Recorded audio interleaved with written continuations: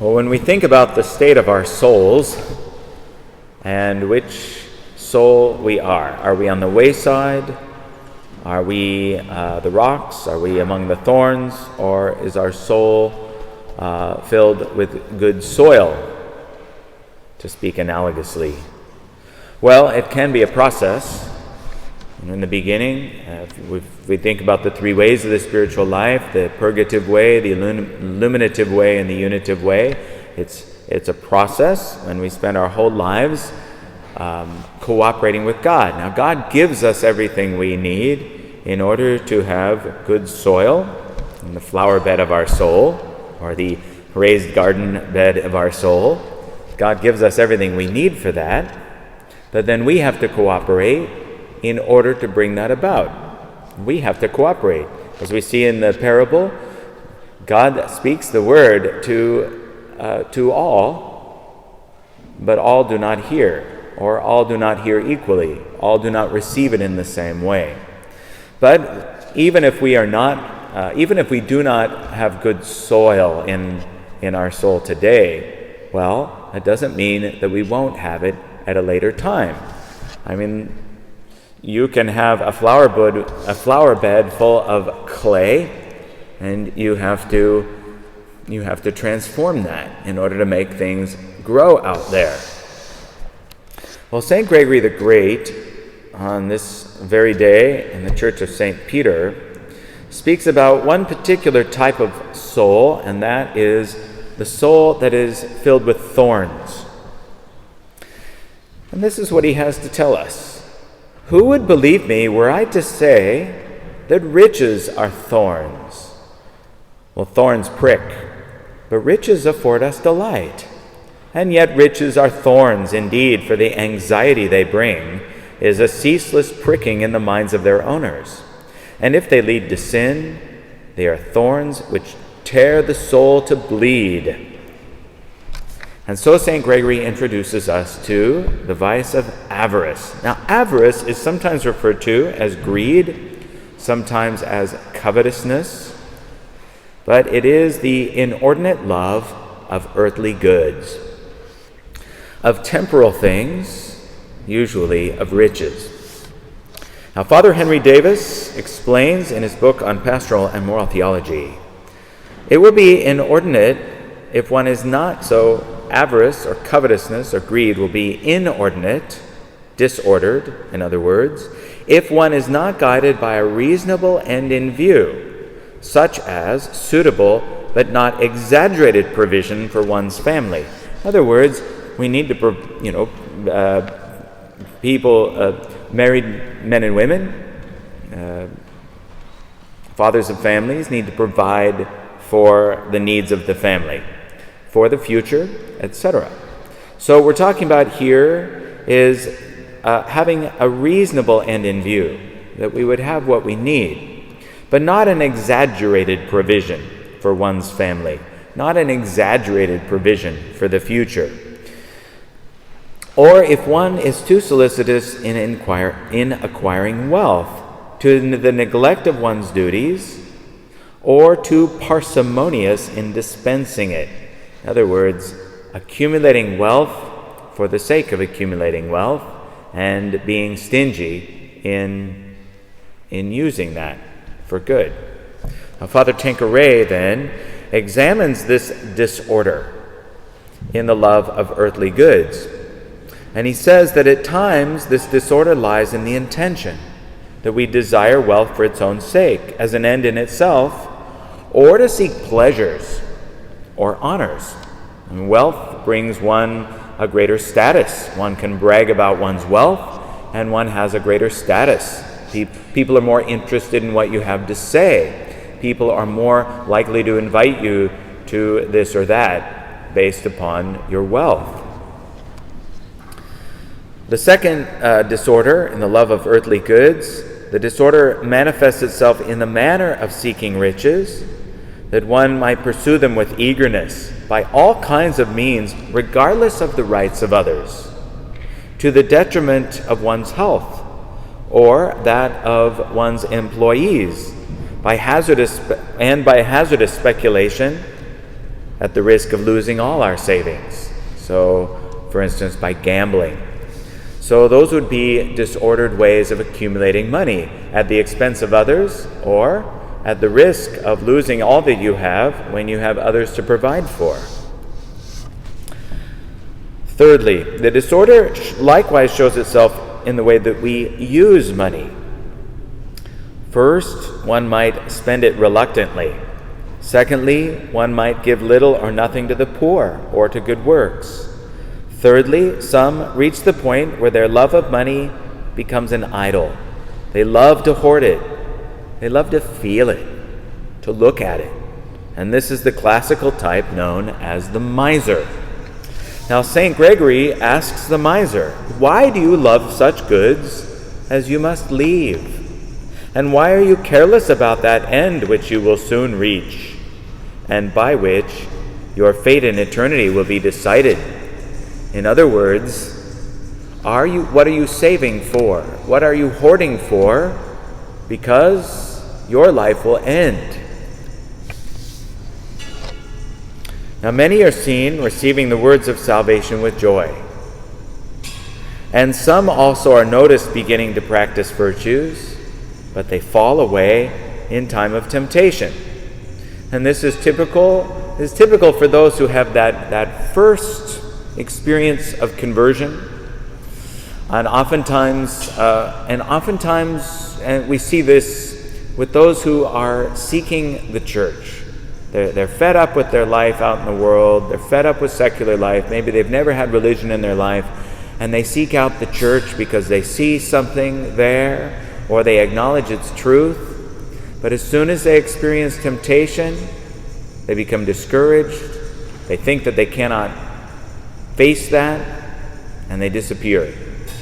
But I do believe that that's the beginning, and they will at some point come back. And that is what I pray for.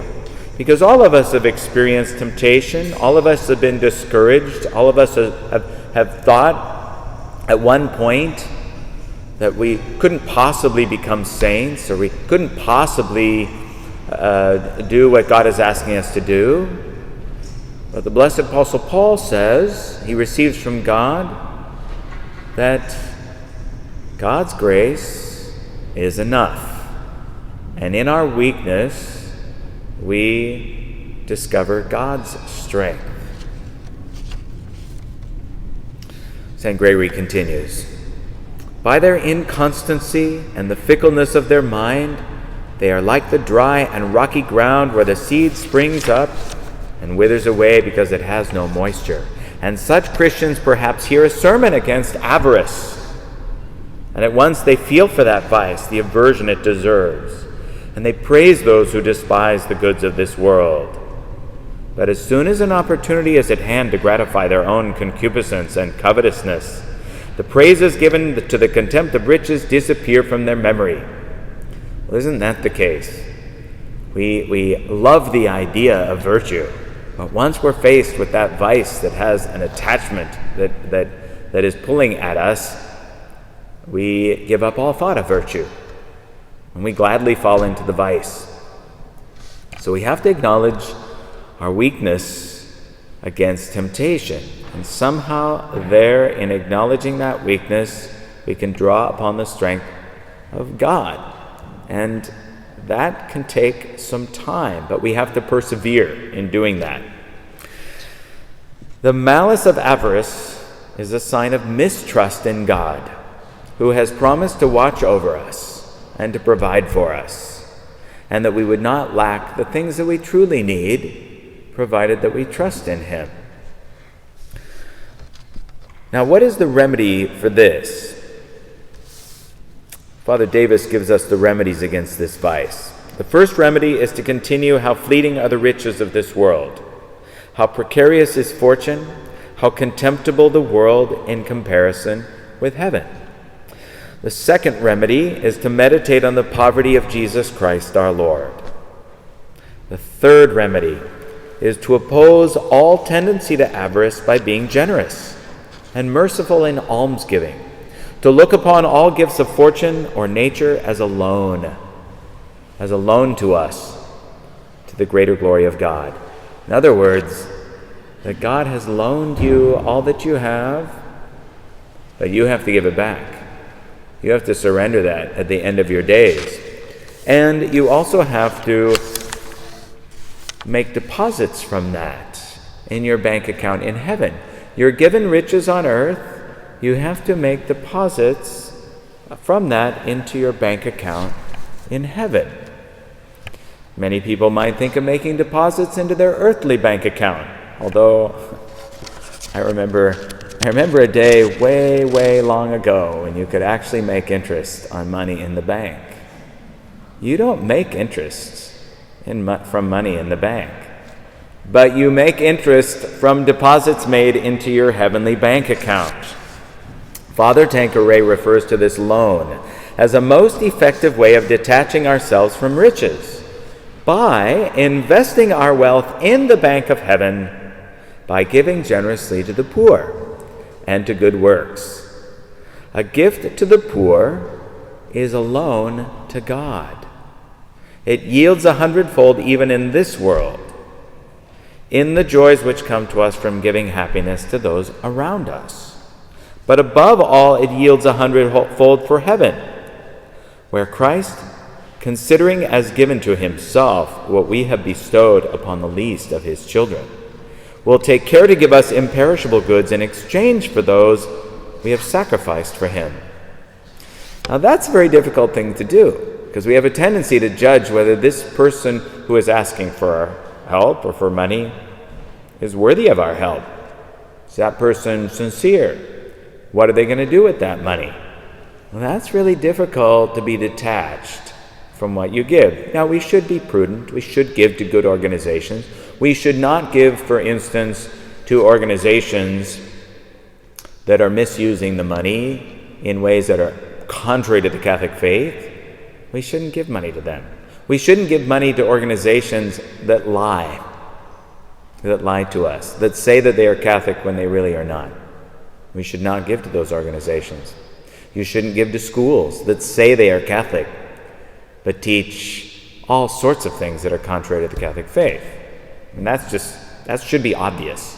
Why would you go into debt to send your child to a school that calls itself Catholic, and then owe $100,000 to have received an education that is just full of lies in the name of Catholicism? Why would you do that? On the other hand, when it comes to giving to those who are truly poor, well, they might lie to you. They might not use the money for good things. But God gives them sunshine and rain and provides for them just as he provides for us. God gives to those who are ungrateful. God gives to those who misuse their gifts. Haven't we all misused our gifts so many times? Haven't we all betrayed God in so many ways? Haven't we all been ungrateful to God for all that he has given us? So we have to imitate God and be detached. We have to be detached. We have to give something to the poor. And then that's up to them, what they're going to do with that. We have made our bank deposit in our heavenly bank account, and that will yield 100-fold, not only in this world, but especially in the next. Perfect souls give more. They sell all to give to the poor, or they renounce everything for a religious vow of poverty, or they retain their capital but use the income according to the advice of a wise spiritual director. And thus, while they remain in the state in which God's providence has placed them, they live in the practice of detachment of mind and heart from riches. So one can be poor in spirit while having great wealth. Now, this does not mean that temptations to avarice, to greed, to covetousness will be absent. We will experience temptations. But remember that temptations are not the same as sins. A temptation is not a sin, and you gain great merit by going through a temptation and coming out victorious. You gain great merit for that. And you grow in that contrary virtue to the temptation. You might be tempted to the vice of avarice, to greed, to covetousness. All right. Well, gain the victory. When you fail, glory in your weakness, but not in the sin. And let God's strength lift you up. Go to confession, confess your sin, get a fresh start, and grow in that virtue, generosity. Deposit many riches in your heavenly bank account. In nomine Patris et Filii et Spiritus Sancti. Amen.